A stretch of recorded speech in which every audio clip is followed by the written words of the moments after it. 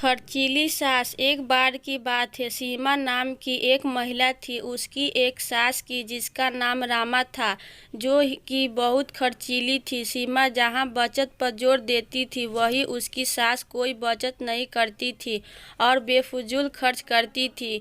एक बार सीमा ने अपनी सास को कुछ पैसे रखने के लिए दिए, जिसको वह अगले दिन बैंक में जमा करवाने वाली थी। उसकी सास उन पैसों से बाजार से अपने लिए कपड़े लेकर आ गई। अगले दिन जब सीमा ने अपनी सास से पैसे मांगे तो सास ने बताया वह तो उसके खर्च कर दिए। उसने सीमा को कहा, बचत करने की कोई जरूरत नहीं है, जिंदगी को अच्छे से जीना चाहिए। सीमा अपनी सास को बेफजूल घर की लाइट जलाने से मना करती थी, जो कि उसकी सास को बिल्कुल पसंद नहीं था। वह इन बातों पर अपनी बहू सीमा को डांट देती थी।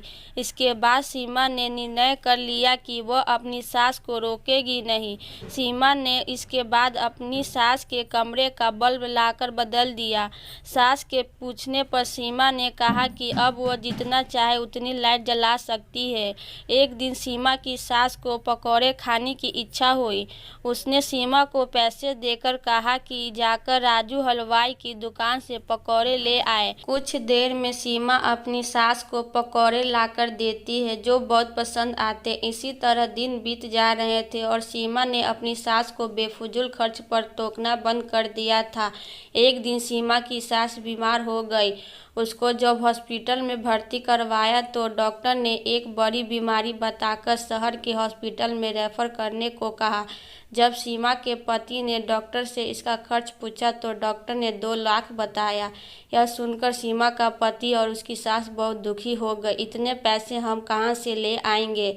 लेकिन सीमा ने डॉक्टर को अपनी सास को शहर के डॉक्टर को रेफर करने को कहा, जिससे उसके पति और सास हैरान हो गए। सीमा ने बताया कि यह पैसे उसके घर खर्च में से बचत करके जोड़े हैं। इसके बाद कुछ दिनों बाद सीमा की सास शहर में से अपना इलाज करवा कर आ गई।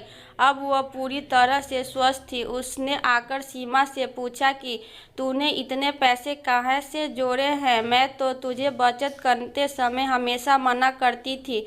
सीमा ने बताया कि मैंने सारे घर में कम बिजली प्रयोग करने वाली बल्ब लगाया और जब भी आप मुझे बाहर से पकौड़े लाने को कहती थी तो मैं घर पर ही आपको पकौड़े बनाकर खिलाती थी।